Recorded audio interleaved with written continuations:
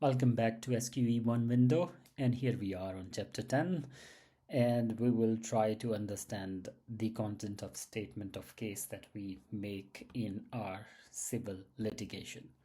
So a statement of case sets out a party's legal and factual position in civil dispute. And the purpose is that it tells court and other side exactly what you want out of it. The statement must clearly address liability, causation, and quantum. That's it. And also it should tell that who is responsible, how the act caused damage, and what losses are claimed. It should also include the factual background, the cause of action such as negligence or breach of contract, and the relevant law. And on the top, we need to just write what relief we are looking for in the court. Evidence can be referenced, but the details should appear in separate document like witness statement, expert report, and all. So remember, judgment and legislation are not attached that you attach all legislation and statute with it, but you can attach and append the contract and all.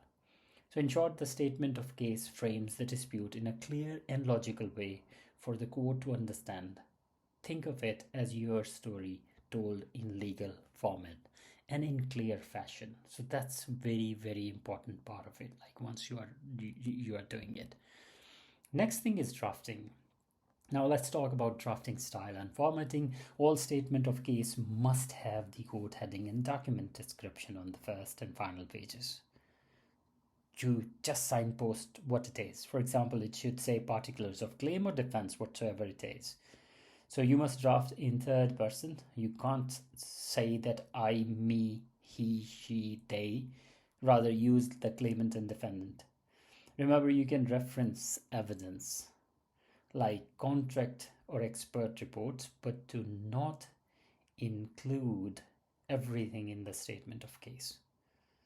This keeps it readable, this keeps it very clear in its structure and all. So in terms of every statement of case must include a statement of truth under CPR 22. This is legally binding. So just to recap the statement wording, I believe that the facts stated in this document are true. I understand that the proceeding for contempt of court may be brought against anyone who makes false statement. So this kind of statement is written. And another thing is amendment to statement of case. Finally, let's cover amendments. A statement of case can be amended before it is served on any other party at any time. After service, you need either written consent from all parties or permission from the court. The court will always consider the overriding objective, meaning it will weigh whether an amendment would cause injustice to either side. Importantly, if you add a substitute party or add a new cause of action, it is treated as if it started on the same date on the original claim, which is vital for limitation purpose. The court may also direct amendments to other related statement of case if needed. But once again, this is subject to overriding objective. So that's what you need to keep in mind. So be careful. Unauthorized amendment may be disallowed or struck out within 14 days. The key takeaways: amendment are right, but they must be precise, justified, and carefully managed. And number 2, subject to overriding objective of litigation. So to give you a summary, statement of case are central to civil litigation.